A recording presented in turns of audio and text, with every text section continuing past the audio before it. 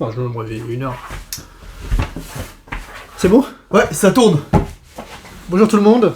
Je vous présente aujourd'hui la vidéo que personne ne voulait, personne n'attendait, et dont personne n'avait besoin. Personne ne méritait. Que personne ne méritait, c'est ça. Du coup, peut-être si vous n'avez pas vu le première vidéo, j'imagine que la tienne sortira avant sur ta chaîne. Ouais. Donc on a fait l'interview, on va dire, de moi-même sur la chaîne de Thomas, mon frère. Même si je parlais trop. On a beaucoup parlé, là. C'est pour ça qu'on a là cette fois-ci, on a sorti les verres d'eau. Et aujourd'hui, on va faire un peu l'inverse. On a changé de place. Donc, je vais t'interroger, comme on dit en bon québécois. Je te laisse te présenter. Putain, je commence par où ? Je commence par où ? Tu veux que je commence par où ? Commence par là où tu as envie de commencer.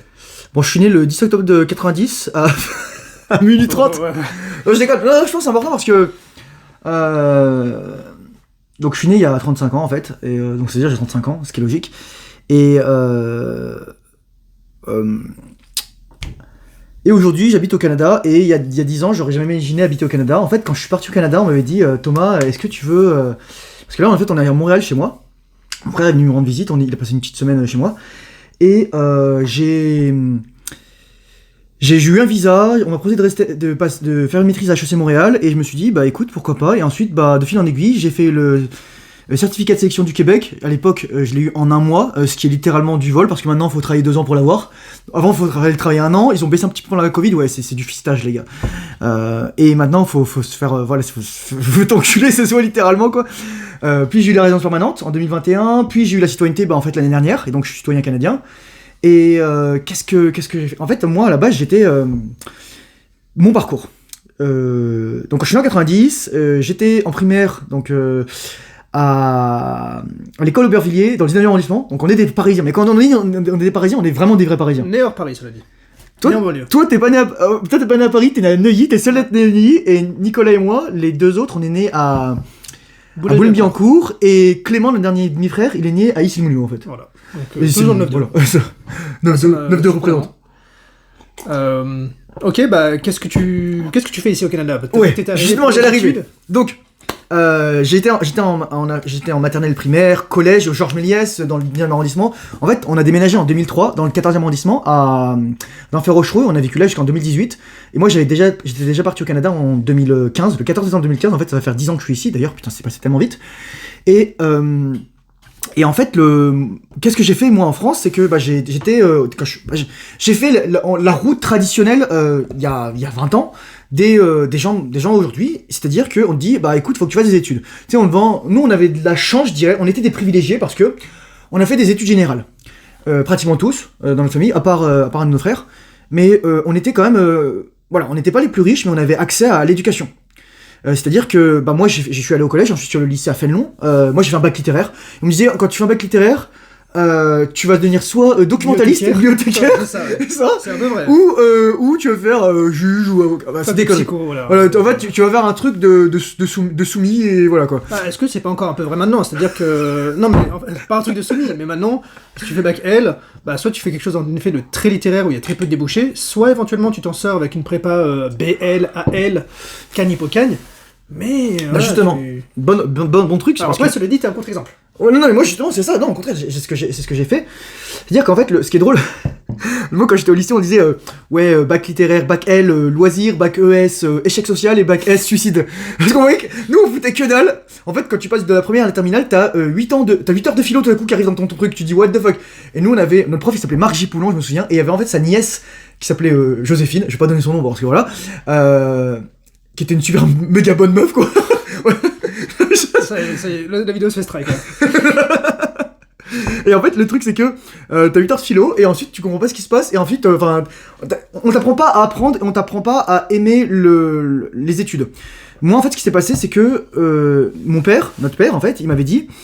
moi je voulais faire l'armée en fait après avoir quitté lorsque j'avais les admissions post-bac, c'était la première année où il y avait admission post-bac, mais c'était le carnage, enfin ça ressemblait à rien.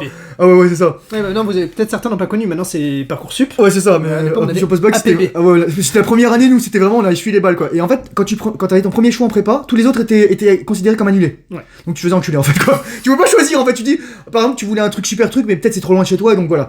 Mais moi en fait j'avais demandé Saint-Cyr l'école. Mon père m'avait dit Thomas, bah tu peux faire 500 et tu peux aussi faire Saint-Cyr, donc va en prépa. Donc moi je suis allé en classe préparatoire littéraire et en fait j'ai fait une AL option LSH. Donc c'est vraiment un truc ultra hybride. Dire qu'on avait quand même pas mal de philo. Donc j'avais philo, littérature, histoire, géographie, espagnol, anglais, et j'ai fait du latin aussi. Et j'avais fait un peu de russe là-bas, mais en fait j'ai continué le russe dans l'armée. J'ai passé le latin à l'oral de Saint-Cyr, enfin voilà, c'est ça. Donc en fait moi j'ai fait une prépa, et surtout ce que je voudrais dire c'est que j'ai adoré en fait. J'étais premier de ma classe. Et j'ai compris à ce moment-là que j'avais un truc qui était vraiment différent des autres. J'ai toujours senti que j'étais différent des autres, et là je me suis dit putain il y a un truc qui cloche. En fait, dans une de mes vidéos, si vous allez voir mon autre chaîne, à un moment je disais qu'il y a différents âges. T'as l'âge physique, à quoi tu ressembles, l'âge biologique, ben, ton métabolisme, t'as l'âge chronologique, ben, c'est juste le chiffre en fait depuis ta naissance, t'as l'âge mental en fait qui est ta capacité en fait à résoudre des problèmes, la dimension intellectuelle, t'as ton âge émotionnel, ta maturité, et t'as ton âge bon, spirituel, c'est les vieilles âmes, etc., enfin les trucs comme ça.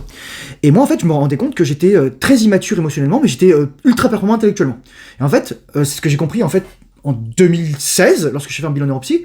D'ailleurs, je sais pas si tu l'as lu, je t'avais sorti. Non, j'ai pas lu. Ouais, je pourrais le bouquiner pendant que j'ai acheté une serviette. Une serviette. Ça à 22h, moi j'avais juste envie de dormir. Je vais montrer mes armes. Les armes.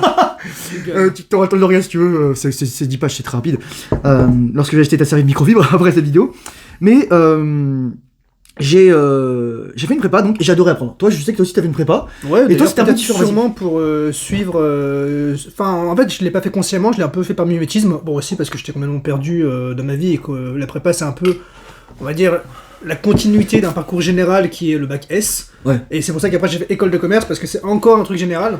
C'est ça, c'est un truc je sais toujours pas ce que je veux faire de ma vie. En fait, je vais te dire un truc, c'est drôle parce que tu dis ça parce que là j'ai reçu une infolettre d'Anco, il disait que justement le truc actuel, c'est être généraliste. Tu dois être généraliste. Les spécialistes, en fait, c'est soit t'es autiste, soit tu sais faire que ça, soit t'es super bon dans un domaine, voilà. Mais ou sinon, en général, tu deviens un généraliste. Tu vois, moi, je suis un généraliste, c'est-à-dire que je sais faire un petit peu de tout par-ci par-là, et tu vas croiser des domaines de savoir, et tu vas faire des trucs comme ça. Tu vois, ça peut toi aussi, tu vois. Oui, mais moi, le problème, c'est que mes centres d'intérêt et mes passions sont tellement différents que j'arrive pas à tout croiser. Alors, les échecs, la guitare, les langues... Mario Kart, bon, plus trop maintenant, même si j'éclate tout le temps les gens qui jouent, même un peu... Je me souviens, avec le miroir ou à travers le téléphone ou à l'envers, j'étais là, c'est bien. Ouais, donc je suis vraiment toujours aussi fort là-dessus, mais ouais, comme tu sais, on dit un peu en anglais Jack of all trades, master of none. Donc littéralement touche à tout, mais maître de rien. Oui, mais en fait, la suite du truc, c'est but better than master of one. C'est ça qu'on oublie. C'est dur à savoir. Moi, dans mon cas, je trouve que c'est compliqué parce qu'en fait, tout simplement, j'ai l'embarras du choix. Et donc, comme j'ai ni envie de me spécialiser dans une discipline, c'est-à-dire me mettre dans un cadre, bah en fait, du coup, je me retrouve un peu paralysé par l'analyse, comme on dit, et je finis par pas finalement faire autant de trucs que je le voudrais. Parce qu'en fait, il y a Jordan Peterson qui disait un truc super intéressant. Il disait que tu dois faire des sacrifices et tu dois choisir en fait c'est comme un entonnoir. Tu vas choisir un endroit, tu vas te compresser vers un truc, mais pour pouvoir ensuite t'expandre. Et moi, c'est l'impression que j'ai eue parce que bon, je vais revenir sur mon parcours, mais j'ai eu un moment où je me suis dit, je sais ce que je fais, je sais à quoi je suis bon. Et maintenant, je peux l'utiliser sur plein de trucs. Par exemple, je suis bon à ouvrir ma gueule, en fait, c'est con. Mais voilà, on va toujours croiser Thomas, tu parles trop, etc. Mais en fait, c'est mon ombre. C'est littéralement ce qui faisait chier les gens, c'est là où je suis bon. Et en fait, faut bien analyser ta vie. Mais justement, c'est intéressant parce que tu parlais de se connaître, etc. Et tu m'as dit, quand tu rentres en France, tu veux faire un bilan neuropsy. Ouais. Et ça, mec, je te dis, en fait, c'est super intéressant parce que ça te donne des clés sur comment tu penses et comment, en fait, ta vision du monde. Et finalement, ça va être... Moi, juste pour te donner une histoire, je l'ai fait en juin-juillet 2016. J'ai eu les résultats en juillet-août. Et mais je l'ai laissé dans mon tiroir pendant 1 an et demi. Parce qu'en fait, pour moi, je voulais pas l'accepter, en fait. Parce que ça veut dire que j'aurais dû réanalyser toute ma vie au prisme, en fait, de cette connaissance. Ouais, mais c'est nécessaire quand même. D'ailleurs, c'est ce que tu as fait. Et moi, c'est ce que je suis en train de traverser actuellement. C'est-à-dire que j'ai eu un peu des connaissances qui me sont venues très récemment. Et en fait, je réanalyse un peu tout ce que j'ai fait. Et je me dis, en fait, on est déterminé, quoi. C'est terrible à quel point le libre arbitre est presque inexistant. En fait, je dis pas qu'on est déterminé. Je dirais qu'en fait, on a des... Plutôt... Jordan Peterson disait encore ça. You don't choose what grasps your attention. Tu ne choisis pas ce qui capte ton attention. Et en fait, littéralement, je dirais ça, c'est ça pour, si tu veux, le destin, la destinée. Et pour moi, par exemple, c'est con, mais en fait, je vais vous donner un exemple. Imaginez, vous ne choisissez pas par quelle meuf vous êtes attiré. Vous allez dire, ah, je préfère les blondes, je préfère les russes, etc. Mais il y a une meuf, ça se trouve, elle aura aucun de ces critères et vous serez comme ça. Moi, ça m'arrive tout le temps en fait. Moi, je dis des trucs, ouais, faut que la femme elle soit jeune, elle soit vierge, elle a un bon père, etc. Je suis tiré par les milfs, au secours. C'est ça.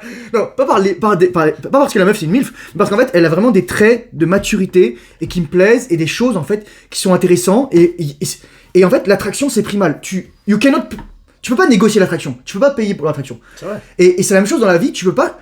Je veux dire, tu choisis pas d'être attiré ou non par les gens. T'as des mecs qui font déjà depuis 3 ans, ils adorent ça. Et t'as des mecs, ça se trouve, ils le font depuis 10 ans, ils détestent ça, etc. Bon, si tu détestes ça, en général, c'est que tu détestes ta vie, mais voilà, c'est leur histoire. T'es giga masochiste, mais c'est pas qu'on est déterminé, c'est qu'il y a des facteurs déterministes dans la biologie et dans la psychologie. Je dirais plutôt comme ça. Et je te donne l'exemple, c'est soit la taille, soit le QI, soit la culture aussi. Voilà, les jeunes. Tu sais, j'ai fait un bilan génétique et je suis à 6-8% néandertalien. Enfin, je veux dire, ça dit des trucs. Là, par exemple, je vais faire un bain de neige. Bon, je mettrai tous les liens dans la première vidéo, etc. Vous pourrez aller voir tout ça. Mais je voudrais revenir à mon parcours parce que justement, tu parlais de la prépa, etc.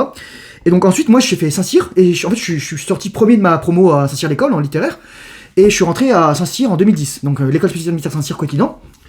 Et je suis parti en Bretagne en fait. Moi, j'ai redoublé ma première année parce que ça se passait très mal. J'étais très immature. En plus, j'étais accro à la pornographie. Enfin, j'ai beaucoup d'addictions. J'avais une très mauvaise santé mentale et on n'est pas éduqué là-dessus. Et je dirais que s'il y a un truc qui a été dangereux pour nos parents, c'est que nos parents ne sont pas rendus compte en fait de l'arrivée d'internet et de l'arrivée surtout des nouveaux types d'addiction. Ouais, c'est vrai. Il y a rien de pire, je pense, que de foutre ton gosse devant l'ordi. Moi, mon père, pour se débarrasser de nous, il nous mettait devant l'ordinateur quand j'avais 4 ans, quoi. Enfin, je veux dire, pour moi, c'est dur en fait. C'est vraiment un truc comme ça. Même si je peux vivre sans, je veux dire, mon mode par défaut, c'est ça. Alors que je pourrais faire autre chose, méditer, faire du sport, etc. Et j'ai commencé à faire de la boxe, par exemple, à 32 ans. Faire de la boxe. Faire des entraînements de boxe, mais faire vraiment de la boxe, je dirais au début de l'année, là, parce que je suis allé dans un vrai club et on a commencé à vraiment à prendre des trucs et vraiment là, quoi. Mais voilà, c'est ça, c'est vraiment prendre conscience du temps, des compétences, etc. Et moi, je dis toujours, pour être un vrai homme, faut être compétent. Et être compétent, ça veut dire quoi ? Ça veut pas dire savoir faire des choses, ou avoir des skills, ou avoir des trucs sur son CV. Ça veut dire augmenter tes chances de survie. Et en fait, c'est une femme. Voilà, c'est un autre sujet qu'on va aborder. Moi, c'est un truc que j'aborde beaucoup dans mes vidéos. Les femmes, elles veulent survivre parce qu'elles sont en danger, parce qu'elles sont moins fortes que les hommes, et ça, vous dites ce que vous voulez, voilà quoi. Et donc elles vont être attirées par des hommes qui peuvent assurer leur survie. Et malheureusement, comme les femmes n'ont plus de modèle paternel sain, elles vont être attirées par les hommes qu'elles pensent pouvoir attirer leur survie, c'est-à-dire les mecs qui ont une grande gueule, mais qui sont en fait sociopathes ou blessés, ou etc., et qui vont les briser. Ensuite, c'est les mecs derrière qui vont ramasser les pots cassés, ou alors les meufs, voilà, elles sont éclatées. Donc je suis entré dans l'armée et moi j'ai redoublé ma première année, donc j'ai fait 2 fois la première année. Il y a un bahutage à Saint-Cyr et en fait, par exemple, moi je lisais David Goggins. Voilà, je l'ai lu, je pense que c'est moi qui l'avais conseillé d'ailleurs, je l'avais lu pendant la Covid, moi je l'avais lu. Ouais, je sais que tu l'avais lu et tu sais, c'est un peu, c'est un peu ce dont je t'ai parlé ces derniers jours, c'est que en fait je me disais, mais non, moi c'est pas pour moi ce genre de truc. Et en fait je pense, il y a des, je me rends compte de plus en plus dans la vie, c'est que généralement quand on dit c'est pas pour moi ce genre de truc, c'est que c'est spécifiquement pour vous. Et juste en fait votre cerveau fait un blocage dessus. Voilà. Parce que généralement moi tout ce que j'ai dit, mais alors ça c'est vraiment un truc intéressant, c'est que tout ce que j'ai dit par exemple dans ma vie, ça je le ferai jamais, j'ai fini par le faire. Typiquement lorsque j'étais je crois vers la prépa ou l'école de commerce, j'ai dit alors moi l'Amérique latine c'est jamais de la vie. Je suis parti travailler au Chili, j'ai étudié en Colombie et je pars ce soir au Pérou. Et ensuite j'ai dit non moi, Bon, t'étais pas allé sur en Bolivie, non, déjà. J'ai fait le Panama, tu sais très bien à quel point ça s'est passé. J'avais pas d'argent, ils m'ont bloqué ma carte. Et j'ai dû appeler mon frère pour qu'il me envoie de l'argent le jour de son anniversaire. C'était terrible ce truc-là. C'était son anniversaire 10 jours avant, donc ça va. C'est ça. Et pareil, je me suis dit, non, commercial, jamais de ma vie je ferais ça, c'est vraiment le pire truc. Et finalement, c'est là où j'ai passé plus de temps dans mon boulot. Donc il y a un truc où je me rends compte que, c'est un exemple parmi tant d'autres, mais généralement quand tu dis ça j'en veux pas, c'est que ton cerveau il t'envoie un message et que t'es pas prêt à l'accepter. Et en fait je pense qu'il faut laisser le temps au temps aussi, tu vois. Alors il y a ça, mais je dirais il y a une autre chose aussi, c'est par exemple, tu vois, moi j'ai jamais eu d'affinité pour les mathématiques comme elles sont enseignées à l'école. J'ai eu de la chance, quand j'étais en prépa, j'ai eu un super prof qui m'a réconcilié avec, même là j'ai dû passer j'ai dû faire des cours des maths sur les calculs différentiels et le calcul intégral, et en fait le fils de ma marraine, il est polytechnicien. Donc en fait il m'aidait dans les devoirs, et en fait lui il était à un niveau tellement élevé qu'il se trompait lui-même parce que c'était trop simple les trucs en fait. Fallait intégrer des coséquentes, etc.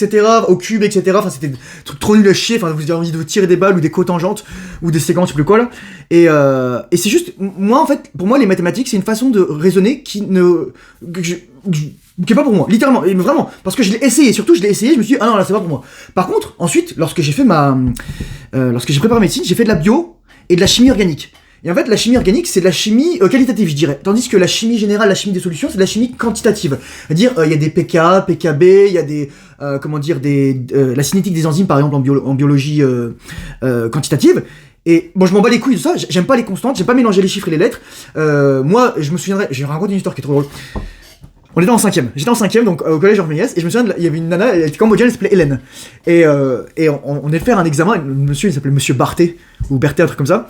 C'était je pense que c'était un Camerounais, un truc comme ça. Il était super sympa, mais en fait, il était trop spécial. Et à un moment, il nous dit, oui, alors je vais lire les notes de la classe dans le désordre. 16, 2,25, 3,5, 4, 12, 18, 2, 1, 5, 3, 4. C'était un truc sur les nombres relatifs. Les nombres relatifs, c'est les nombres plus et les nombres moins, c'est-à-dire ça en fait. Et moi, donc je reçois ma copie, et je fais ouais, ok, d'accord. Et Hélène, elle vient me voir, elle me dit, ah, Thomas, je suis sûr que t'as eu 16. 3,25. Alors, en 4ème, on était encore à Méliès, Jean Méliès. Et là, pareil, j'avais un autre prof de maths, je sais plus comment il s'appelait, je sais plus, c'était un. C'était quoi, je sais plus qui c'était, mais. On faisait des trucs sur les fractions. En fait, moi, je comprenais pas que tu pouvais pas additionner un numérateur et un dénominateur. En fait, tu fais voilà. Donc, je fais fusion. On était dans les Vosges chez mon père, enfin chez ma tante. Mon père me donnait un cours de maths. Donc, mon père, une pédagogie négative, tu vois, c'est le skill en fait, c'est un debuff quoi. Et donc il s'énervait trop, moi je comprends rien, il dit tu mangeras pas donc dans ma vie, moi je regardais les solutions à la fin du carnet, etc. Moi j'étais un mec trop malin.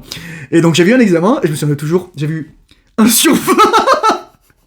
Tu sais, parfois tu dis, ah putain, tu sais, voilà, t'as 8, 9, t'as compris, mais là j'ai bité que dalle.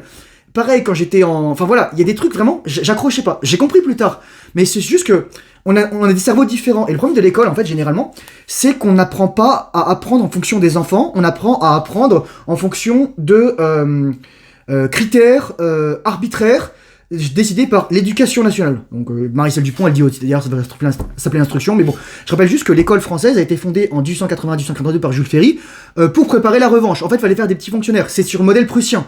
Donc en fait, l'école, ça vous libère pas. C'est là où je voulais en revenir, c'est que lorsque j'étais dans l'armée, moi, je sais pas que je tolérais pas l'autorité, c'est que je tolérais pas l'autorité arbitraire. Et le problème, c'est que y avait des gens qui étaient soit incompétents, soit malveillants, soit etc. Et c'est très mal passé, j'ai eu une blessure, en fait c'est mon corps littéralement, tu parlais de la somatisation dans ta vidéo, moi j'ai eu une blessure, je me suis pété le genou, et j'ai eu un suraccident qui m'a dit, ok Thomas, maintenant tu te casses de l'armée. Et voilà, donc je me suis fait réformer littéralement. Et en fait, ensuite tout s'est fait tout seul. C'est-à-dire que j'ai candidaté à HEC Paris et à l'ESSEC Paris, l'ESSEC, ouais, en émission sur titre, refusé. J'avais candidaté aussi à l'ENS, Lyon, refusé en philo, refusé en lettres classiques, lettres modernes, alors que j'étais premier de ma classe en prépa, enfin j'étais une machine quoi les gars, j'étais une fucking machine, mais j'étais en méga mauvaise santé mentale. Parce que j'avais eu mes opérations, j'avais eu une pompe à morphine. Mec, j'étais accro à la morphine, c'est pour ça que j'étais alcoolique. Hein. Plus j'étais accro à la pornographie, plus je joue aux jeux vidéo, mec, je joue à League of Legends. J'ai joué à World of Warcraft jusqu'à 30 ans, mec. Et jusqu'à League of Legends, jusqu'à 30 ans. Mec, j'étais planning 2, j'étais pas mauvais, t'as vu? Avec Vegar Support. Hein. Le giga troll. Maintenant, il y a eu une déflation du platine parce qu'ils ont rajouté l'émeraude. Ah ouais. Mais bref. Donc à l'époque, j'étais... Enfin voilà. Mais en fait, le truc, c'est que tu cherches des achievements, des accomplissements dans le virtuel parce que je les ai pas dans le réel. Et ça, c'est la perte de sens du truc. Et donc moi, en fait, ce que l'armée m'a appris aussi, c'est avoir un impact dans le truc réel. Tu sais, mec, je sais buter des gens, je sais tirer, je sais manier une arme, je sais faire sauter des explosifs, je sais progresser de nuit, je sais escalader plein de trucs, enfin, voilà. Mais bon, ça ne me sert pas trop en ce moment, à part prendre des bains de neige. Et là où je voulais en arriver, c'est que c'était super compliqué la première partie de ma vie. Ensuite, le reste, ça s'est fait tout seul. C'est-à-dire que j'ai rencontré la directrice de la maîtrise de HEC Montréal à Paris, en juin 2015. Ensuite, j'ai eu mon visa en 2 jours. J'ai fait la demande le 31 octobre, j'ai eu le 2 novembre. Et ensuite, j'ai eu mon billet, je suis parti. Putain, mon billet, j'avais oublié tous mes papiers. Mathieu, il était venu à l'aéroport. J'étais venu en RER. Putain, je sais pas pourquoi je me souviens de ce jour, parce que c'est là où j'ai appris que j'avais été admis à la fac René Descartes. Bon, voilà, c'est l'éducation publique des facs. Donc en fait j'étais au fond de l'amphithéâtre et derrière moi t'avais des mecs debout qui bicravaient du shit. En fait, vas-y raconte, je savais pas ça. Non mais c'est ça, en fait j'ai fait un semestre du coup à la fac en éco-gestion. Je me faisais trop chier. René Descartes, c'est celle qui est à côté de l'Institut du monde arabe, c'est celle qui est carrée, qui est là. En fait, t'en as une qui est rue des Saints-Pères, là où je suis allé après, mais moi j'étais à Malakoff. Ok, Donc c'est en vrai. fait, après j'ai fait un dossier, j'ai dit bah là franchement c'est trop de la merde, je peux passer en fac de maths. Je suis passé en fac de maths, en fait c'est le principe de la fac que j'aimais pas, et je me dis tiens j'ai envie d'aller en prépa parce que j'ai envie de me surpasser intellectuellement. Et on va dire que ça a été plus ou moins le cas, mais j'ai quand même bien aimé au global mes années de prépa, même si c'était...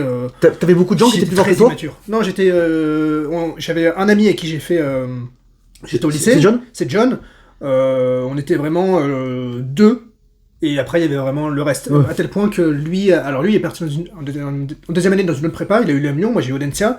Et la troisième personne derrière nous a eu genre Télécom, qui est genre 10 places derrière. Et... Ça fait éclater la chatte. Mais moi, je vais revenir. Il y a deux sujets qui m'intéressent dans ce que tu as dit. Le premier, c'est ton rapport par rapport à ta carrière militaire, qui était écourtée. Je sais que c'est quand même quelque chose que tu as un peu mal vécu. Et pour moi, de ce que je voyais d'un point de vue extérieur, c'était vraiment que c'était ta vocation. Alors certes, il y avait des fils d'eux, dans tous les sens du terme, Oh putain. de l'armée. Donc fils de quelqu'un ou fils de autre chose. Mais au vu du nombre de livres que tu possédais, je savais que c'était un sujet qui te passionnait, et c'est vrai que la stratégie militaire, c'est quand même super passionnant. Comment maintenant, avec le recul, est-ce que tu t'es déjà dit, putain, la vie est une pute, quoi, franchement, en fait, moi c'était ma vocation, ou est-ce que t'as réussi à te faire taper avec ça? Je reviens à ce que t'as dit au début. T'as dit, en fait, on est déterminé. Peut-être. En fait, littéralement, la vie, c'est tu crois que, en fait, t'es sur des rails et tu crois que t'as le libre arbitre et tout ça, mais en fait, il t'arrive des trucs et en fait, c'est à toi comment tu les vis. Et alors, avec le recul, il y a vraiment une différence entre lire un bouquin et te dire, ouais, les stratégies militaires, et avoir les pieds dans la boue et crever de froid à 3h du matin parce que t'es à Fontevraud. On a fait un terrain à Fontevraud, c'était en octobre 2010, et il y avait eu en fait une vague de froid sur la France. Fontevraud, en fait, pour te dire, c'est au sud de Paris, quoi. C'est au sud de Paris, à l'ouest d'Orléans, un truc comme ça. Enfin, il y a le 2e régiment de dragons RNBC. On se caillait le cul, mais les gars, c'était un truc de ouf. La journée, il faisait super chaud. Mon capitaine me bahutait. Il m'avait filé l'ANF1. L'ANF1, c'est l'ancien fusil mitrailleur de l'armée française. 10 kilos d'amour. 10 kilos d'acier, mec. Et le truc, en plus, ça tirait tout seul, ça se cassait, toutes les pièces se cassaient, quoi. Ouais, mais tu vois, ce genre de souvenirs, est-ce que... Alors moi, je sais que généralement, quand j'ai des souvenirs un peu extrêmes comme ça, c'est aussi ce qui me fait sentir le plus vivant. Parce que c'est tellement dans l'inconfort. J'allais pas bien dans ma tête parce que donc j'avais une perception de la réalité qui est totalement biaisée. J'avais des addictions, j'avais des problèmes de santé mentale, j'avais des problèmes de maturité. J'étais dans un milieu, je me sentais fondamentalement dans un milieu hostile en fait. C'était ça en fait, c'est que moi je dis toujours, ta vie elle est conditionnée par tes chefs.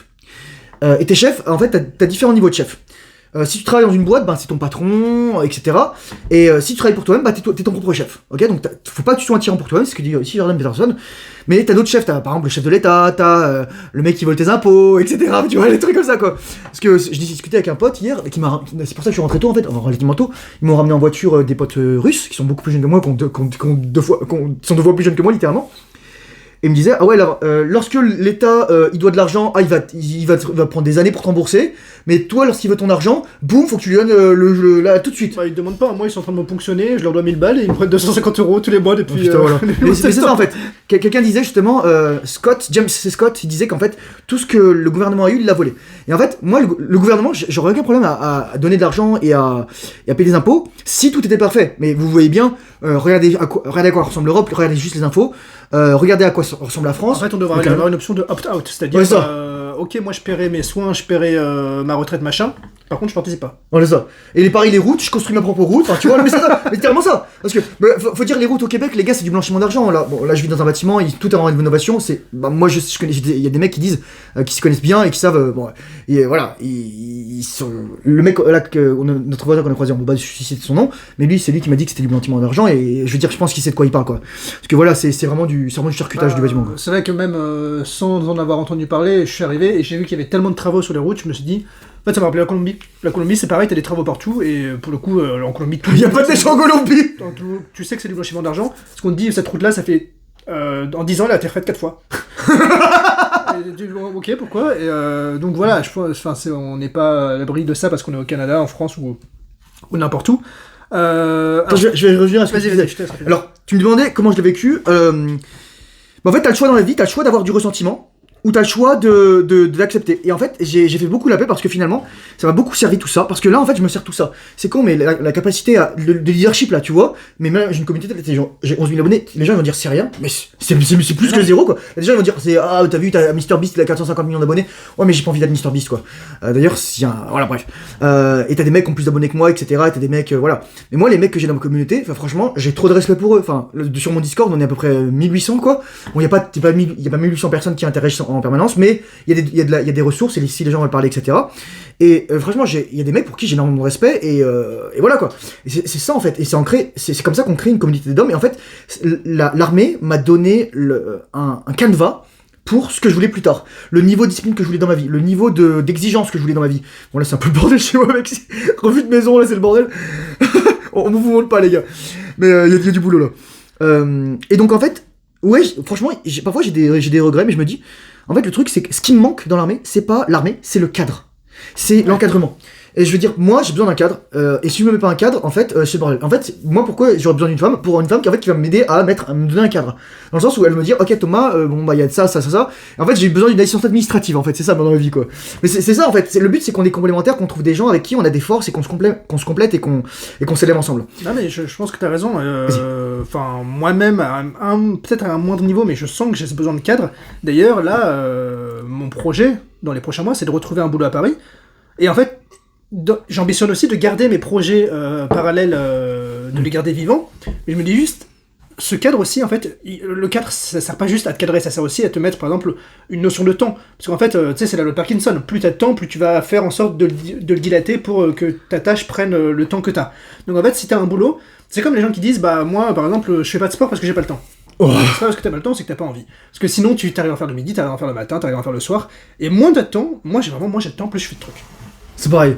Donc, c'est ça qui est trop cool. Et en fait, c'est une erreur que j'ai faite cette année, c'est que je pensais que si j'avais plus de temps, je serais plus efficace et plus productif dans mes projets. C'est pas vrai. En fait, c'est si tu structures ton temps. Moi, je sais que j'ai énormément à structurer. Bon, j'ai un TDAH, j'ai été diagnostiqué, etc. Plus je suis médicamenté pour ça. Mais voilà. Donc, tu parlais de ça, tu parlais du parcours. Ensuite, moi, j'avais une deuxième question qui était intéressante. Parce que c'est... question que je me suis beaucoup posée, que je me pose encore actuellement, c'est tu dis, moi ma vie a changé quand je suis parti au Canada. C'est ce que tu dis. Comment t'as vécu cet éloignement physique de ton ancienne vie? Moi j'ai toujours peur, outre le fait de laisser beaucoup de souvenirs, de beaucoup d'amis, beaucoup de proches, beaucoup de repères derrière soi, j'ai toujours peur que l'éloignement physique ça soit une fuite en avant. Le fait de se dire, bah je fuis mes démons. Alors ça dépend. Au début, mes démons en fait, je les ai reproduits. Ceux que j'avais en France, je les ai reproduits ici. Ok. Parce qu'il faut que tu te guérisses. En fait, c'est un trait psychopathologique, de changer d'environnement une fois qu'on est découvert. Et moi, je suis pas fui parce que j'ai découvert, je suis parti parce que, en fait, tout s'est présenté et je me suis dit, oh voilà, je vais pouvoir rebondir. Mais le truc aussi, c'est que je suis arrivé, j'avais encore mes addictions, la pornographie, je parle sur mon chaîne principale, je dis des trucs, voilà, je raconte tout, je dis sur les addictions. J'étais alcoolique, j'étais gros, j'essayais de faire du sport, mais voilà quoi. Et j'étais pas masculin, j'étais pas un homme, et j'étais pas attirant pour les femmes, et enfin, on en parlera pas de tout ça. Mais c'était vraiment galère en fait, parce que le truc, c'est que j'ai vraiment été dépaysé en fait. Et j'avais plus de repères. Et moi, je suis arrivé, j'avais 25 ans. Donc ça veut dire qu'en fait, je suis quand même à un moment où c'est pas au moment où tu fais le plus d'amitié. Et c'est pas un moment encore où t'es en train d'être autonome dans ta vie. Surtout à notre époque, et je voulais dire ça dans la précédente vidéo, mais je l'ai oublié, c'est qu'en fait, avant, on avait vraiment... on était accompagnés dans notre vie. C'est-à-dire que le truc de t'as 18 ans, ça y est, tu fais tes études et t'as un boulot et tu t'achètes ta maison, c'est un truc de boomer. Il y a 3 générations, on n'a jamais fait ça. Il y a 2 générations, on commençait à faire ça. Et la génération de nos parents, c'est la dernière à avoir fait ça. Et nous, c'est fini en fait. Et nos parents, ils peuvent pas comprendre en fait ça. Surtout si vous êtes plus jeune et si vos parents, ils ont entre, je dirais, 50, 55 et plus quoi. Ils vont dire, ah mais non, tu dois avoir un boulot, tu vas faire ci, ça, t'es dans le script. Et c'est pour ça que je disais justement aussi, j'ai fait le truc du script. Mais moi, en fait, je me suis dit, c'est-à-dire lycée, études, et ensuite un boulot, et ensuite etc. Mais mec, en fait, c'est si tu veux exploser ta vie, parce que moi, littéralement, j'étais pas fait pour ça, c'est l'autoroute pour foncer dans le mur, en fait, quoi. Et donc, j'étais super dépaysé, j'avais tous mes problèmes, et donc, il a fallu que je guérisse. Donc, j'ai fait mieux dans le neuropsy, j'ai encore la même psy que j'ai depuis il y a 10 ans, en fait, et c'est pour ça que je suis là aujourd'hui, parce que vraiment, ça m'a aidé. Et là, je vais plus la voir aujourd'hui parce que j'ai des problèmes de santé mentale, etc. Je vais la voir aujourd'hui parce que j'ai besoin de me souvenir que je suis pas comme les autres. Parce que parfois, j'oublie que les gens, ils ont pas tous plus de 100 QI, quoi. Et c'est vrai, en fait. Et on avait ces discussions, justement, on parlait de la détermination, on parlait de la taille, on parlait du QI. Là, j'ai vu une blague trop drôle, et en gros, what if et si tu voyais le QI des gens au-dessus de leur tête? Et tu sais, t'as un mec qui dit, ouais, mais etc., patati patata, et là, tout à coup, il voit 210 au-dessus de la tête du mec, et là, il dit, Tu sais, il arrête de parler de quoi, il dit oh, peut-être je suis con, etc. Mais voilà, c'est vraiment ça en fait. On a une projection, on projette notre intelligence sur les autres. Donc c'est-à-dire si t'es con, tu penses que tout le monde est con. Parfois c'est l'effet de Dunning-Kruger. C'est-à-dire t'es tellement bête, tu penses ultra intelligent. Et c'est souvent les gens qui sont vraiment, on va dire, quand même assez plus cortiqués et qui n'ont pas trop confiance en eux, qui sont vraiment au fond de la courbe. Et ensuite, dès que t'es compétent et que tu sais ce que tu vaux, etc. Moi, je sais que, enfin, il y a personne qui m'arrive à la cheville en biologie, biochimie, etc., chimie organique. Mais j'ai dû tout apprendre, quoi. Donc il y a eu cet épaysement, ce détachement, j'avais plus d'amis, je savais pas ce que je voulais faire, j'avais pas de repères, j'ai fallu 3 ans pour faire la maîtrise, j'ai fait une décompensation super sévère, je suis allé aux urgences psychiatriques en fin 2017, début 2018, voilà quoi, enfin ensuite je suis devenu vegan, c'est horrible, et ensuite j'ai arrêté d'être vegan, et ensuite il y a eu le Covid, j'ai voulu devenir médecin, j'ai pas réussi. Entre temps, j'ai fait 1 an en assistant de recherche, 2019-2020. 2020-2021, j'ai préparé médecine, j'ai pas eu ça. 2022, début 2022, je suis devenu en fait conseiller en assurance personnelle. Mais ensuite, en juillet 2022, j'ai quitté parce que je suis allé à Atlanta. Donc j'ai des vidéos sur mon chaîne où j'étais à Atlanta et c'était trop cool en fait. Il y avait 3 blancs, il y avait moi, un clodo au Walmart et le vigile de Walmart. Alors, le reste c'était que des Renois. Il y avait un peu des musulmans type des Indonésiens ou des Malaisiens, etc. Il y avait des Hispaniques, mais voilà. Mais en fait, j'étais dans le quartier vraiment renois de Atlanta, quoi, à l'ouest. C'est bien, et je veux dire, il y a une bonne culture. Enfin, est-ce que c'est juste trop non, non, que dalle, les mecs ils étaient dans la rue, ils étaient défoncés ou ils dormaient dans la rue, ça puait la mort, ça puait la mer dans la rue. Les enfants ils te demandaient de l'argent, enfin, t'as plein de maisons qui étaient. J'ai encore plein de photos que je faudrait que je fasse une petite vidéo là-dessus, qui étaient condamnées en fait parce que les trucs qui étaient pas payés en fait. Les routes elles étaient montées, t'avais des bâtiments super neufs qui étaient payés, mais ensuite t'avais des trucs du défoncé, enfin voilà, c'était un truc de fou quoi. Et donc en fait j'étais paumé et ensuite j'ai eu mon premier taf, et surtout ce qui s'est passé c'est qu'à partir de fin 2021, après le décès de notre père le 11 juillet 2021, à partir du 18 août 2021, j'étais en rétention séminale pendant 6 mois. Puis ensuite j'ai relapse après le décès de mon grand-père. Et ensuite, bientôt depuis 4 ans, je suis en rétention séminale. Et ça a changé ma vie en fait. C'est vraiment là, ma vie c'est ça en fait là. Il m'a fallu beaucoup de temps avant de monétiser tout ça, mais j'avais une discipline de fer mais d'acier, mais je m'entraînais tous les jours. J'avais une shape, mais je faisais peur en fait. C'était un truc de ouf quoi. Genre, je me souviens toujours, il y avait les gérantes de l'immeuble qui était une chinoise, elle me dit oh you have too much muscle. Moi je me trouvais normal quoi, tu vois, c'est la bigorexie. Mais genre je lui faisais peur, mais en fait elle avait envie, quand je voyais son mec je comprenais qu'elle avait envie sexuellement de moi. Je me vendais, mais je veux dire au bout d'un moment je vous lis toujours les nanas, si elles vous parlent ou si elles vous agressent, c'est qu'en fait elles veulent quelque chose de vous. Si elles vous parlent pas ou vous les agressent pas, c'est qu'elles veulent rien de vous. Donc voilà, elles ont pas attiré par vous. Moi c'était des gens toxiques et ils se sont barrés, tant mieux quoi. Des Chinois. Donc j'ai fait tout ça, et ensuite j'ai lancé ma chaîne YouTube, et ensuite j'étais au chômage, littéralement j'ai une commotion cérébrale, je me suis pris une portière de voiture. Voilà, j'ai eu la chance d'avoir mon casque, et vraiment j'ai eu énormément de chance quoi. J'ai explosé la portière de voiture, c'était une portière de SUV, une portière de SUV ça doit peser facilement, je sais pas, 20, 30 kilos. Oui, voilà. Au moins ouais. Voilà, et voilà, le mec il avait plus de portière quoi. Et mon vélo avait rien, moi j'avais rien, mais j'avais comme une commotion cérébrale, ça m'a pris 1 an pour guérir. Et ensuite, voilà, j'ai lancé ma chaîne, et là ça fait 1 an que 1 an et demi que je monétise à peu près. Et sérieusement, au-delà de la pub YouTube, et franchement, j'adore ce que je fais en fait. Le truc, c'est ça que je vais aboutir, c'est qu'en fait, tout ce qui m'est arrivé auparavant, ça m'a servi à être la personne que je suis aujourd'hui.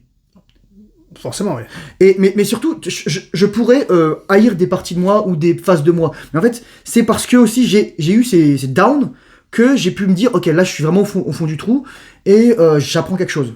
Bien sûr, ouais. Et il faut faire gaffe, je pense, à pas se mettre dans ce truc du « là, j'ai tout compris ».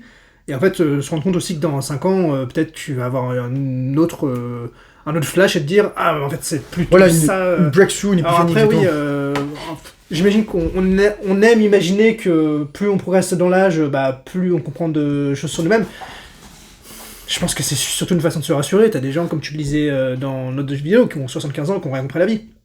Ouais, et en fait le truc c'est que en fait plus t'apprends, plus tu te rends compte du peu que tu sais. Mais le but c'est pas forcément de tout apprendre parce que tu peux pas être omniscient, t'es pas Dieu. En revanche tu peux explorer à fond certains sujets et apporter ta pierre à l'édifice dans une conversation ou résoudre des problèmes. Moi ce que je dis souvent aux gens que je coach ou aux gens dans ma communauté, c'est en fait tu veux savoir ce que tu veux faire dans la vie, regarde les problèmes que t'as dans ta vie et résous-les. Et ensuite monétise la solution. Parce que les chances sont très très très très élevé que tu sois pas le seul à avoir le même type de problème. Moi littéralement, comment j'ai lancé toute ma chaîne et la rétention séminale et tout le bordel, c'est que j'avais du sexe avec des femmes, j'avais des rapports sexuels, Et j'étais épuisé après le rapport. Pourquoi ? Parce que j'éjaculais. Donc je me suis dit, il y a le chat qui est sorti. Et donc je me suis dit, comment ça se fait ? Pourquoi ? Est-ce que c'est pas possible d'avoir des rapports sans être épuisé et ensuite ça dure plus longtemps ? Et en fait, je me suis documenté, j'ai appris, je me suis dit putain, comment on fait tout ça, etc. Et même les refus en médecine, etc., ça m'a appris sur que non, Thomas, c'est pas là, parce que sinon je me serais encore rentré pendant 8-9 années, plus t'as un salaire de misère, plus t'as des études, etc. En fait, j'aurais été encore asservi, etc. Et en fait, non, je peux pas, je suis trop wild child, on va dire. Tu sais, comme j'avais vu une nana sur Inge, wild child. Ouais, mais tu vois, là tu dis ça rétrospectivement, mais si t'avais été accepté, peut-être que enfin, le chemin aurait été encore très différent. Ouais, mais en fait, je me suis rendu compte dans la vie, c'est que plus tu forces pour quelque chose, plus tu dois forcer, plus tu sais que c'est pas le bon endroit où tu dois aller. Comme quand tu forces avec une meuf, tu sais qu'il n'y a pas d'attraction, etc. Comme quand tu forces. Avec une meuf, je suis d'accord. Par contre, je pense qu'on peut quand même trouver des domaines où c'est pas le cas. Tu vois, c'est le domaine du sport. Attends, je dirais il y a forcer et persévérer. Tu vois ce que je veux dire ? C'est il y a des trucs, ok, t'as des obstacles, tu peux surmonter. Ouais, t'as s'obstiner et se persévérer. Voilà. Exactement. Et en fait, c'est être têtu. Et apparemment, moi, tu vois, j'ai eu ma blessure, je suis resté dans l'armée, 6 mois plus tard, grosse blessure. Bon, je me suis dit, ok, d'accord, j'ai compris le message, voilà. Enfin, je l'avais compris inconsciemment, mais voilà. Et alors que là, par exemple, là, tout va trop bien, tout va tout seul. Mais là, je sais que je suis à une autre étape de ma vie avec le déménagement, avec le décès de mon chat. Enfin, tu vois, j'avais dit à un moment, je partirai de cet appartement lorsque Patapo mourra. Et voilà, et Patapo il a dit, bah écoute, je suis mort, donc maintenant tu te casses. Et ouais, donc je sais pas, qu'est-ce que tu veux que je parle quoi, voilà. Comment moi, une question, on parlait de ça tout à l'heure, c'est que ce qui est dur pour moi, par exemple, d'être un peu jack of all trades, d'être touche à tout, c'est que j'ai du mal à me spécialiser dans un des trucs parce que j'ai peur de m'enfermer dedans. Toi, on peut dire tu t'es vraiment mis dans une case. Ça te fait pas peur ? T'as pas envie parfois aussi d'explorer d'autres trucs ? Alors en fait, alors il y a deux trucs, c'est que tu vois, alors il y a deux aspects, je pense. Il y a un aspect public et un aspect privé. L'aspect privé, je suis pas dans une case, je peux faire ce que je veux, quoi, je m'en fous.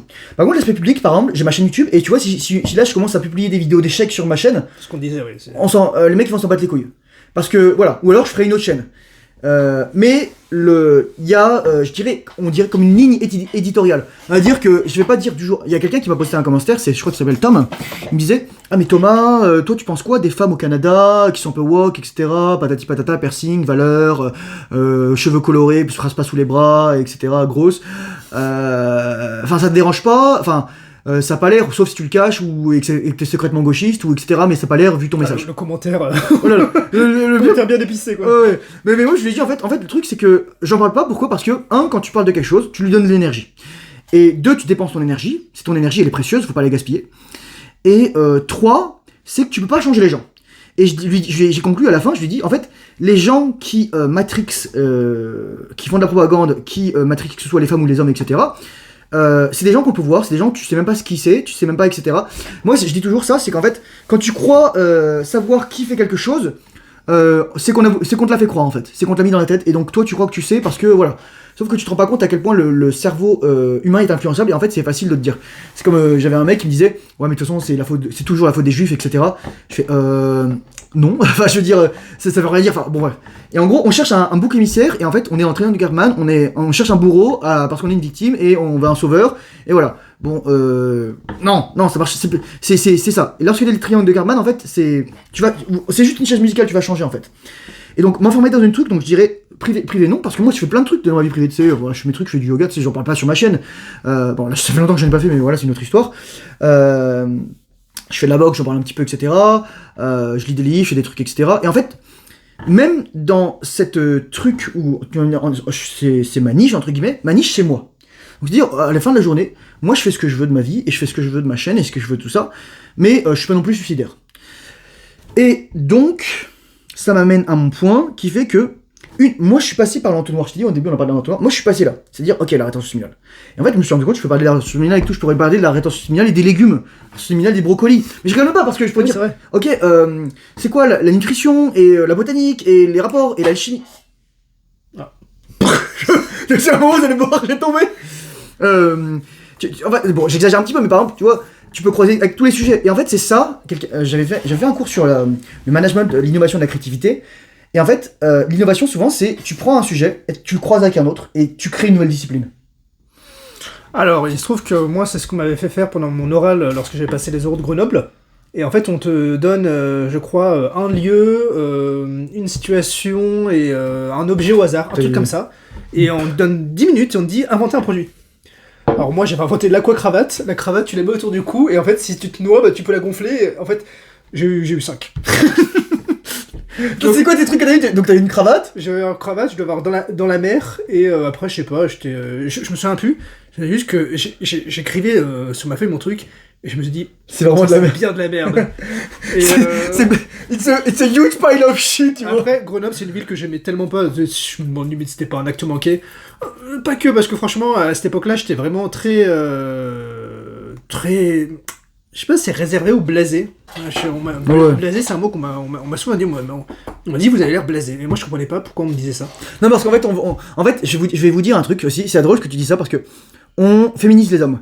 Et en fait, on veut que les hommes soient comme les femmes, c'est-à-dire en soi, ah, t'es enthousiaste, t'es gentil. Mais en fait, un homme, ça a besoin d'être pénétrant dans la vie. Et pour être pénétrant, ça doit être polarisant. Et quand t'es polarisant, c'est que t'as des opinions, et que t'as ton comportement, et que t'es différent des autres. Et Mathieu, sa façon, en fait, c'est lui de, voilà. Et en fait, il va faire chier les gens. Parce que les gens, ils veulent toujours plaire, etc. Moi, pendant longtemps, j'étais comme ça, et au bout d'un moment, en fait, je me suis rendu compte que, par exemple, avec les femmes, je vais faire un exemple, quand tu fermes ta gueule, ce qui arrive rarement, mais ça m'arrive, et quand tu fais ta vie, en fait, les meufs, elles vont venir te parler toutes seules, parce qu'elles se disent, putain, ce mec, il a pas besoin de parler. Moi, pour deux raisons. Un, pour pas entertain la meuf, pour pas être divertissant, mais en plus, parce que j'ai un TDAH. Donc, en fait, c'est-à-dire que j'ai un double niveau de maîtrise sur moi, tu vois. Ouais. Non, bah c'est... Alors moi, c'était encore particulier parce que je pense que j'étais vraiment... j'étais blasé dans le sens où je savais pas ce que je voulais, je savais pas ce que j'aimais dans la vie. Maintenant, je sais ce qui me plaît dans la vie. Je sais pas si je le fais pour les bonnes raisons, c'est encore un autre sujet. Par contre, je sais toujours pas vraiment ce que je fais dans la vie. Et je suis pas convaincu qu'il y ait une vocation, un sens. C'est une question qui est dure à établir, et moi tu sais, en fait inconsciemment c'est un truc aussi, c'est presque effrayant, c'est que j'ai vachement fait les choses par mimétisme par rapport à toi. Quand en 2020, alors il y a eu le Covid, mais je m'étais inscrit dans la réserve de l'armée pour passer les tests. Et alors, qu'est-ce que t'avais fait? Bah il y a eu le Covid. Donc mais j'ai besoin, tu sais, ils t'appellent en masqué, ils disent bah alors, pourquoi vous voulez rejoindre la réserve? Tout le monde, je sais pas, tu peux pas dire juste parce que mon frère l'a fait, parce qu'en fait c'est pas une bonne raison, donc faut que t'inventes une raison. Et puis après, il y a le côté lancer sa chaîne YouTube, je pense que je l'ai fait aussi parce que je l'ai fait inconsciemment par rapport à toi, et en fait, là, maintenant que toi t'as trouvé ton truc, mais que je sais que moi c'est pas la voie qui me convient, je me dis, ah mais qu'est-ce que je fais? Alors j'ai des pistes, toi, moi je sais que j'ai besoin d'un cadre aussi, je sais que je pourrais pas, à ton instar, vraiment être un électron libre, parce que sinon je suis pas productif. C'est ce que j'ai fait cette année d'ailleurs, ça n'a pas marché pour moi. Et il n'y a pas vraiment de question, c'est juste un fait. Par contre, si j'avais une question, c'était bah du coup, qu'est-ce que tu donnerais comme conseil? En plus, tu m'avais posé la question dans la précédente vidéo. Qu'est-ce que tu donnerais comme conseil à quelqu'un qui est plus jeune que toi, ou qui est plus vieux que toi d'ailleurs? Moi, je dirais le plus important, faut se connaître. Notice à automne, connais-toi toi-même et laisse le monde aux dieux. C'est ce qu'il avait écrit sur le temple d'Apollon à Delphes, là où il y avait l'oracle. Et c'est pour ça que c'est lui qui avait dit, ah Socrate, tu es le plus sage des hommes, parce que Socrate il disait, la seule chose que je sais c'est que je ne sais rien. Mais en fait c'est un paradoxe, parce que quand tu sais que tu sais rien, tu sais quelque chose. Donc en fait tu sais pas rien. Et donc en fait la truc elle est pas existante. Mais en fait je pense que rien ça a été mal traduit par pas tout. Tu vois, c'est que pas tout, c'est pas équivalent à rien. C'est non tout en fait, ce serait littéralement. Et en fait le truc c'est que quand tu sais quelque chose, tu te rends compte aussi de l'étendue de ta connaissance, mais aussi de l'étendue de ton non-connaissance, de l'inconnaissance. Et donc la première chose c'est de se connaître soi, parce que la plupart des gens, là tu disais mimétisme, je suis pas d'accord avec toi sur ton impression, tu dis inconscient, etc. Je dirais inspiration, je dirais différent. Et on s'inspire de plein de trucs en fait. Et Stendhal par exemple, lorsqu'il parle de comment les femmes en fait choisissent les hommes, ils disent dans Le Rouge et le Noir, il dit qu'en fait les femmes vont aimer des hommes sur lesquels elles vont cristalliser différentes figures masculines, différents archétypes. Du père ou des qualités qu'elles aiment en fait.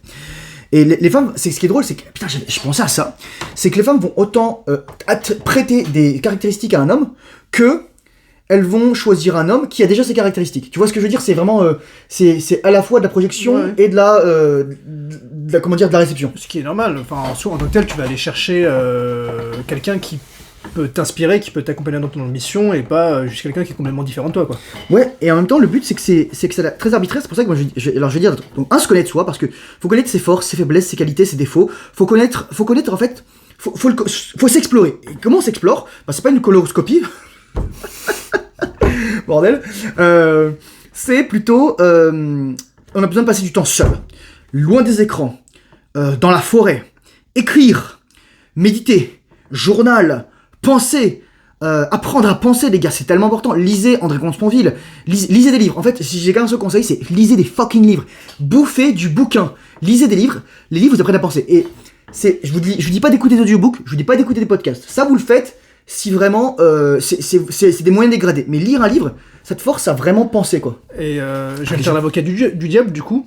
Est-ce que tu penses qu'il y a certaines personnes qui peuvent arriver sur tes vidéos trop tôt? Parce qu'elles sont trop influençables, elles vont trop interpréter ton message à la lettre et ne pas savoir faire la part des choses. Et c'est ce que disait Jordan Peterson, il disait, même quand tu lis quelqu'un comme Nietzsche, il faut se dire, là je suis d'accord, là c'est de la merde. Et certaines personnes, sûrement... Je sais pas s'il disait là c'est de la merde, bullshit. Parfois par l'âge, mais en gros... Putain, j'ai oublié de pédaler Hop. Parfois par l'âge, mais non pas la vivacité d'esprit pour remettre en question ce que tu peux affirmer.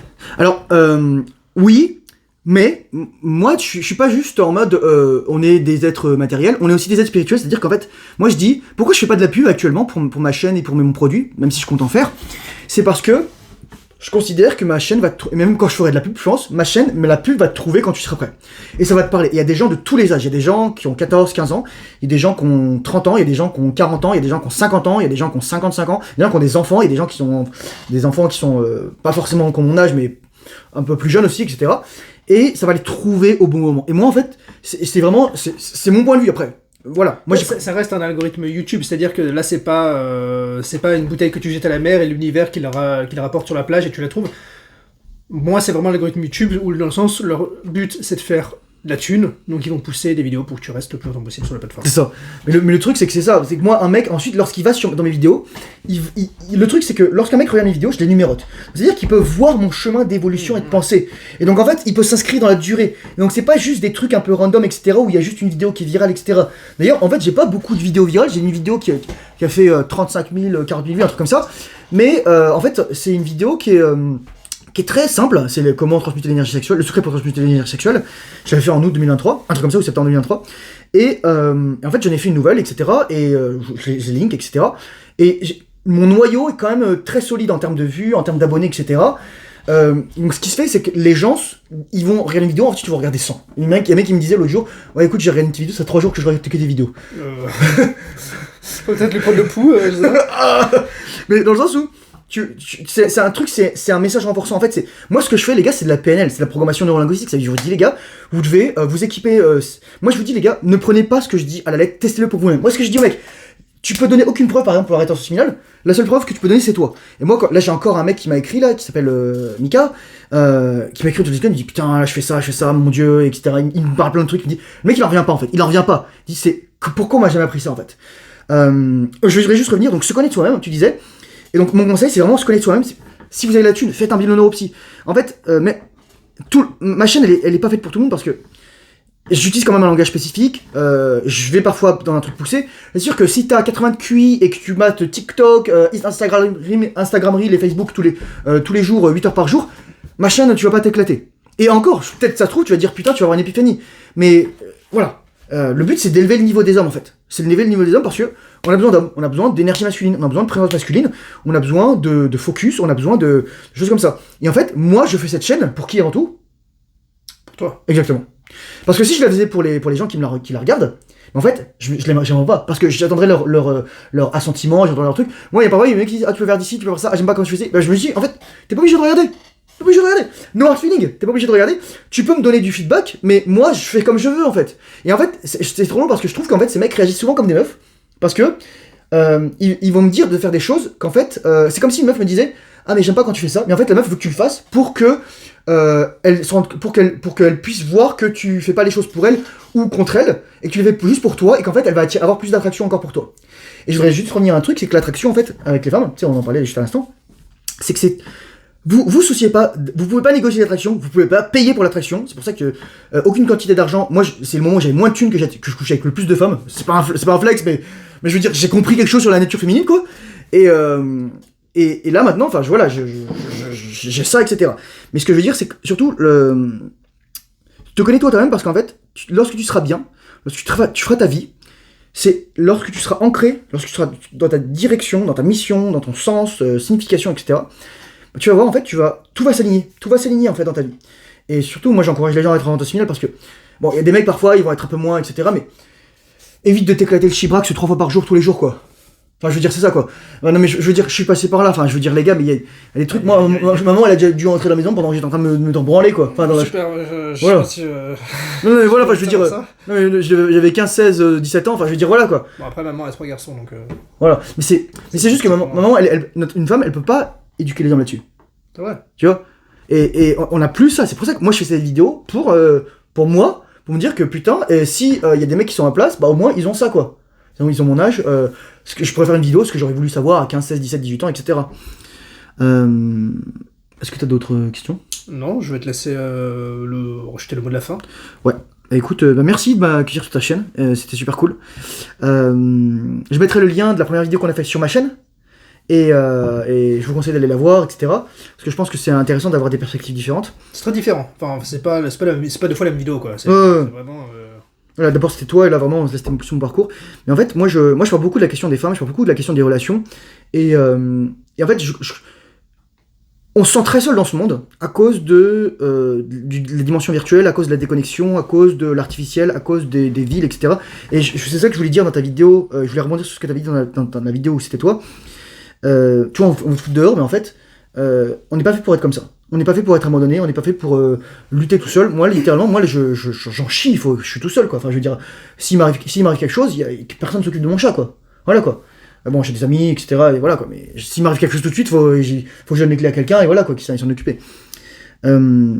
Trouvez-vous des communautés d'hommes, trouvez-vous des choses que vous aimez. Franchement, la vie, ça va être dur à dire parfois parce qu'il y a des gens qui ont vécu des choses super hardcore, qui sont allés en tôle, qui se sont fait agresser sexuellement par leurs parents, qui se sont fait agresser physiquement par leurs parents.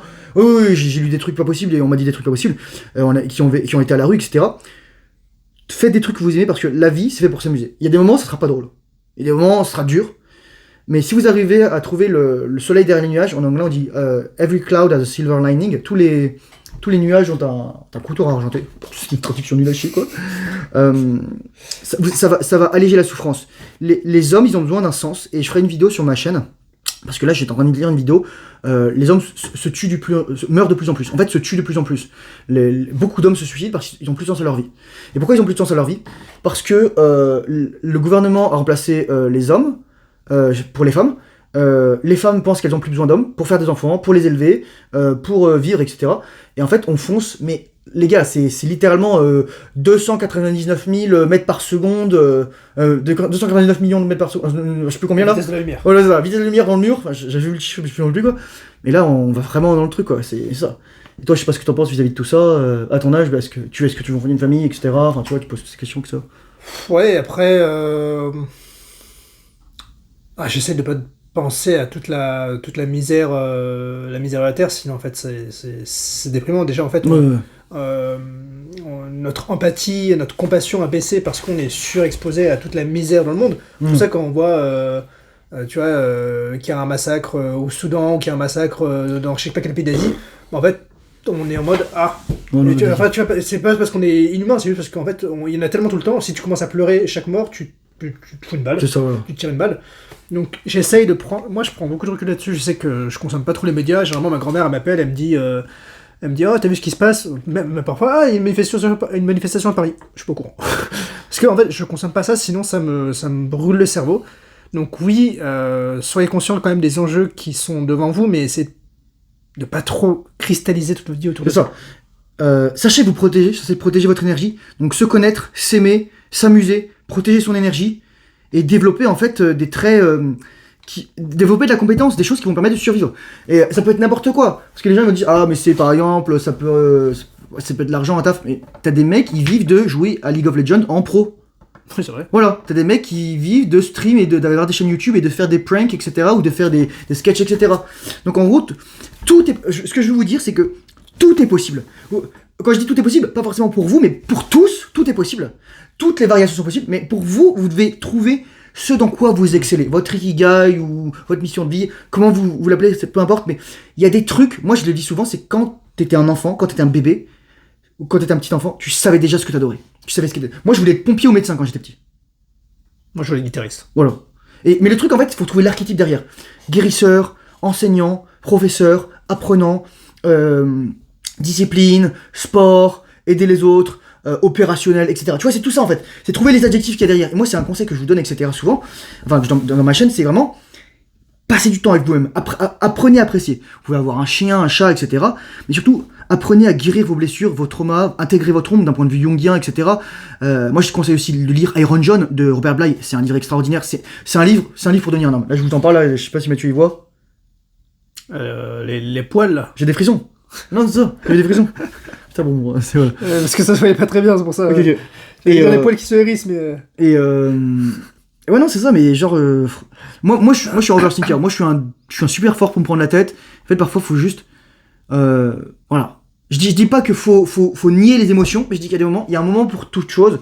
Et parfois, donnez-vous du loose.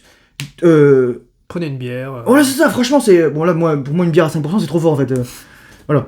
Et Non, mais c'est vrai que c'est peut-être quelque chose qu'on... Alors, je sais pas à quel point tu le dis souvent dans tes vidéos, mais ça peut être bien de le rappeler, c'est que parfois, il faut aussi s'accorder du repos. C'est ce que je dis, en fait.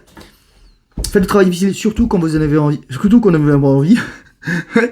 Mais sachez prendre du repos lorsque vous en avez besoin. Et ce repos peut être autant physique que mental, etc. Parfois, moi, je me coupe le cerveau, je me regarde genre un film ou un sketch ou un stream de League of Legends et j'écoute un podcast derrière. Je coupe le son en fait du stream et je mets le podcast et franchement, pour moi c'est une connerie, c'est un truc Joko Willink ou Jordan Peterson ou Andrew Berman ou n'importe quoi. Et c'est ça en fait. Et trouver en fait des méthodes qui sont saines pour vous, voilà. Une bière, c'est pas ça qui va vous tuer, mais il y a des gens à un moment, il y a un mec qui me dit ah mais Thomas, les alcooliques, faut pas leur conseiller, etc. C'est vrai. Moi j'étais alcoolique les gars. Mais un jour, du jour au lendemain, je me suis dit j'en ai marre d'être alcoolique. Et on m'a dit ah mais Thomas, vous avez failli mourir en fait. Vous pouvez mourir d'un sevrage d'alcool. Je fais bon. Je savais pas. Voilà. Je savais pas non plus. Mais comme un sevrage d'héroïne en fait. Un sevrage de tout, ouais. Voilà. Et donc bah, je me suis sevré et je suis pas mort. Et maintenant en fait, c'est réinvestir sainement les trucs. Là, par exemple, ce midi, bah, je me suis pris une bière sans alcool, hein, voilà. Mais, d'ailleurs, elle était pas très bonne, en fait, maintenant que j'y repense. Mais, juste savoir apprécier le plaisir de la vie. Vous pouvez avoir une vie de moine. Vous pouvez avoir... en fait, vous devez trouver ce qui vous convient et pas le faire pour plaire aux autres. Et ça, c'est un sujet qu'on a beaucoup abordé. S'aimer soi, parce que l'amour de quelqu'un ne pourra jamais compenser l'amour que vous donnez à vous-même. Et souvent, c'est très dur parce qu'on a un self-talk ultra négatif. On se parle très mal soi-même. On a beaucoup parlé de ça. Moi, c'était mon cas. Avant, je me haïssais. Mais les gars, je me haïssais. Mais vous devriez voir les trucs. Quand je suis devenu conscient, j'écris ça dans mon journal. Tu sors tes trucs de ta tête, comme la pancine de Dumbledore, là, dans Harry Potter. Et voilà. En fait, vous devenez un adulte. Le but, moi, j'ai envie de vous dire, devenez un adulte, quoi. Let the... je me souviens plus de la citation, je l'ai dit dans le vidéo, mais let the child die and let the man be born. Ou je crois que c'est dans le Silence des Anneaux, c'est let the stalker die and let the king be born. Laisse le rôdeur mourir et laisse le naître. Roi renaître, ouais. Voilà, c'est exactement. Aragorn, je crois que c'est plus qui c'est Aragorn, je crois que c'est Gandalf normalement, n'importe quoi. Et voilà, c'est ça. Enfin, c'est vraiment il y a un truc à. Là, tu vois, je te dis ça, j'ai des frissons là, tu vois. Et c'est le défi d'un homme aujourd'hui, c'est pour ça que je dis en fait, Marc Wepet il disait, je vais terminer là-dessus, tiens, il disait que le quitter la pornographie, c'est le rite de passage moderne à l'âge d'homme. Moi je vais vous dire encore plus fort, c'est être en rétention séminale, c'est-à-dire être maître de son énergie sexuelle, pas être en chien sur les meufs, parce que c'est pas ça qui rend une meuf attirée par toi, je le dis, et surtout avoir un but dans la vie, et avoir sa vie en ordre, c'est le rite de passage à l'âge d'homme. C'est aller au-delà du principe de plaisir pour aller dans le principe de réalité. Sur ce... C'est bon mot de la fin. Merci. Bon, c'est moi qui éteins ou c'est toi? T'appuies sur le premier bouton à droite, le plus proche de toi. Façon, je pense que... Vas-y, ouais, carré. Là? Ouais, le carré.